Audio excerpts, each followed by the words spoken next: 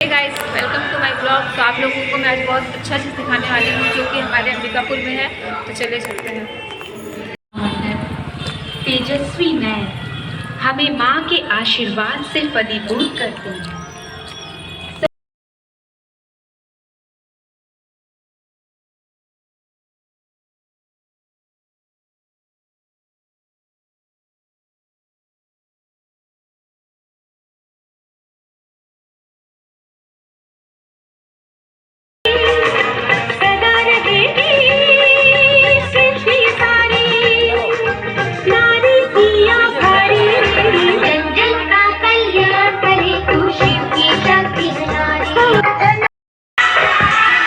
कुछ ही समय के पश्चात देगी टू माय ब्लॉग। और आप लोगों को मैं आज अंबिकापुर का ईश्वरीय विश्वविद्यालय दिखाने वाली हूँ जो कि आप लोग देखिएगा और बताइएगा।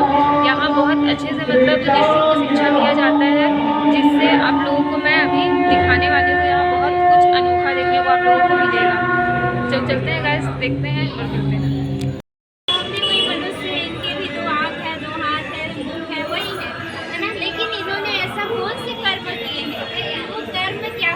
कैसे इन्होंने पढ़ाई किया, पढ़ाई क्या होती है, तो ये सारी चीज़ें यहाँ पर शिक्षा दिया जाता है। इसलिए इस विश्वविद्यालय का नाम पड़ता है ईश्वरीय विश्वविद्यालय। स्वयं भगवान आकर इस तरह पर हमको ऐसी शिक्षा देते हैं, ऐसे नर से नारायण और नारी से लक्ष्मी बनने की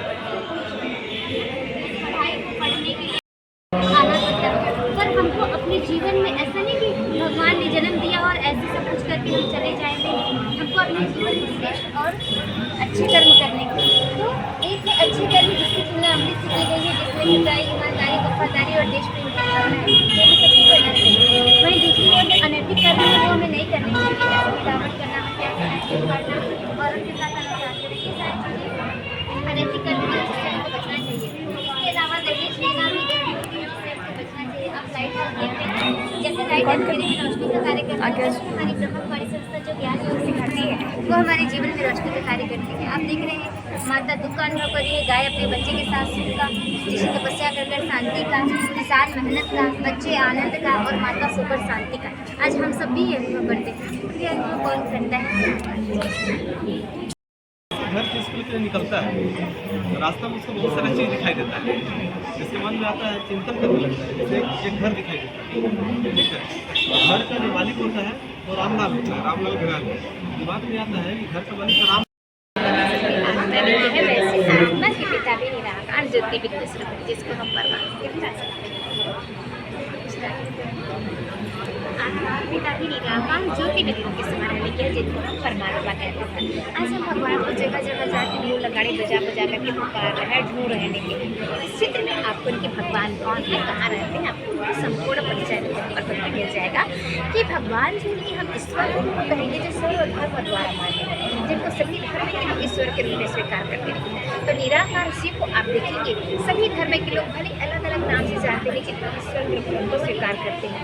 सिख धर्म में गुरु नानक ने कहा एक ओंकार निराकार, एक ही ओंकार है जो कि निराकार है। गौतम बुद्ध को भी उस निराकार का ही साक्षात्कार होता है।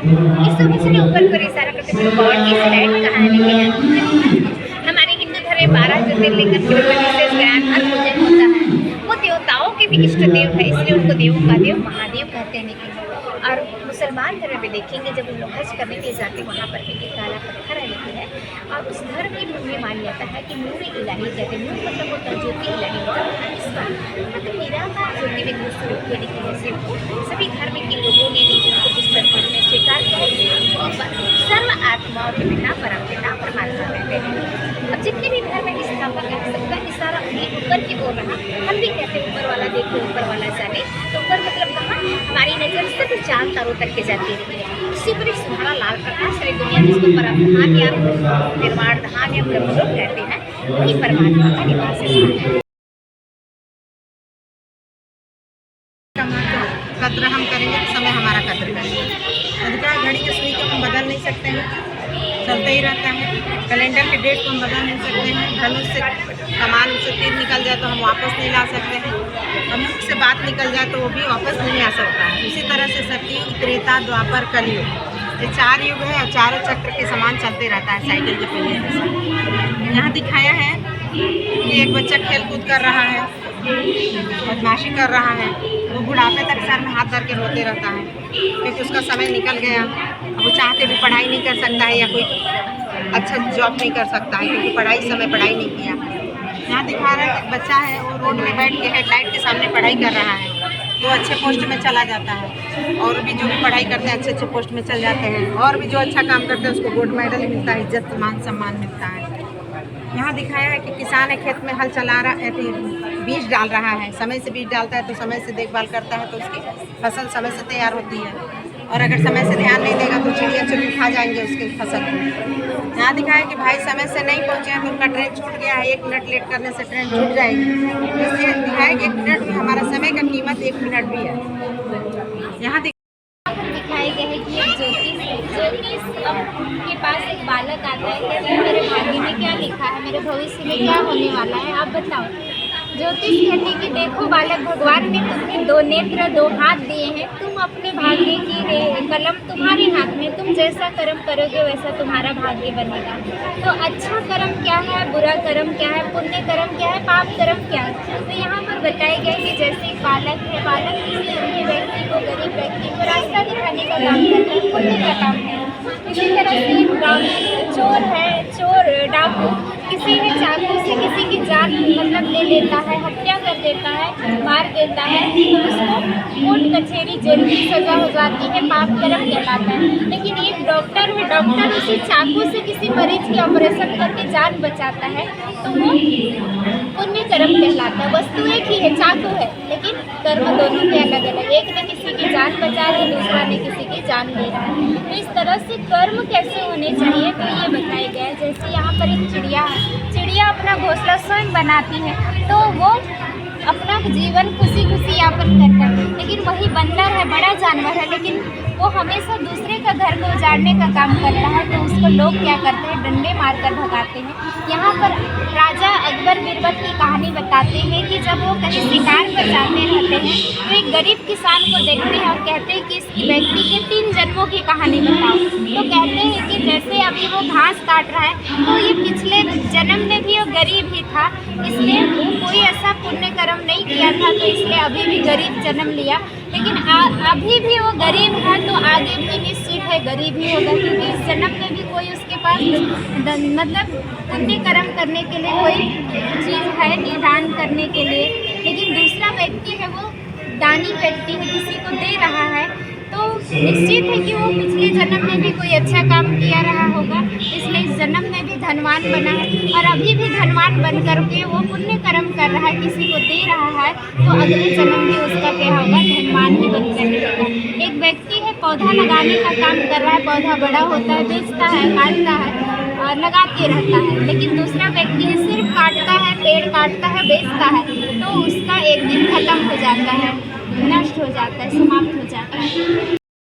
और सॉरी शेर की खाल में दिखाई दे रहा है और एक कमल पर एक नाव पे है ना, इधर आ जाए, ठीक है। तो आप देखेंगे कि खाला का चमड़ा है ना, खाला का चमड़े ने उसको शरीर समझ कर उस परमात्मा को याद करेंगे तो हम अपने मन को कनेक्ट नहीं कर पाएंगे। इसी तरह हम खुद को आत्मा समझेंगे तभी हमारा जो मन है उनसे कनेक्शन जोड़ पाएंगे। फिर आप देखेंगे यहाँ पर राज्यों के द्वारा जो हमको यहाँ पर सिद्धि दर्शन, अब एक घोड़ा जो है बहुत चंचल होता है। अब उस घोड़ा को चंचल के लिए उसके मालिक जो है उसमें लगाम लगाता है और लगाम के द्वारा ही उस घोड़ा को कंट्रोल करता है। उसी प्रकार हमारी जो मन जो है बहुत चंचल है, घोड़ा से भी ज़्यादा चंचल है। कुछ भी ये काम करते रहते हैं लेकिन मन कहाँ नहीं भाग जाता है। तो उस मन को जो है कंट्रोल करने के लिए राज्यों के द्वारा जो परमात्मा राज्यों ज्ञान के द्वारा जो हमारी मन को जो है कंट्रोल करते हैं। अब यहाँ पर देखेंगे सहयोग करने की शक्ति। अब यहाँ पर सहयोग करने की शक्ति, एक व्यक्ति जो दूसरे का जो सहयोग करता है, चाहे तन से, चाहे मन से, चाहे धन से, जो भी चीज़ में सहयोग, किसी का भी, हर मनुष्य का जो है काम अलग अलग, बहुत सारी कामें जो हैं बनाने की लिस्ट बनाएंगे तो बहुत सारी हो जाती है। तो अगला भी अगर अगला व्यक्ति जो सहयोग किया है उसकी जब ज़रूरत पड़ता है वो भी उसका सहयोग करता है। अब सामना करने की शक्ति, एक व्यक्ति तलवार लेकर के बैठा हुआ है तो तलवार तो उसको कोई भी उसकी दुश्मन आता है तो उसको, लेकिन जब दुश्मन के बॉर्डर में जो पड़े हुए हैं, मिलिट्री भी पड़े हुए हैं, तो उन लोग उनके दुश्मन आने कैसे उनसे सामना करेंगे। जब उनकी मन जो है एकाग्र हो, उनको विचलित, उनकी मन विचलित नहीं होना चाहिए और अचल और अडोल होना चाहिए, तब जो है सामना कर पाएंगे। तो इस प्रकार जो सामना करने की समेटने की शक्ति, जब हमको 2-4 दिन के लिए कहीं जाना है तो हमको अपने घर से बैग तैयार करेंगे, उसमें जो भी चीज़ें हैं हम 2-4 दिन के लिए हमको उसमें समेट लेते हैं। उसी प्रकार योग जीवन में जो है व्यक्ति अपने हाथों के द्वारा जो दिन भर कार्य करता है, लेकिन जो बचे हुए जो समय है उस बुद्धि के द्वारा जो है उस परमपिता परमात्मा को जो है याद करता है बचे हुए समय में। अब विस्तार को संकीर्ण करने की शक्ति कछुआ जब चाहे तब अपने अंदर से उसका जो कछुआ जो है सब सुख भोगते हैं, लेकिन अभी तो क्या है सब दिन भोग रहे थे, इतने 5 रुपया फिर भी ब्रह्मचारी शासन कैसे चलते हैं हम लोग घर, मिलते हैं अब कल एक नए ब्लॉग के साथ।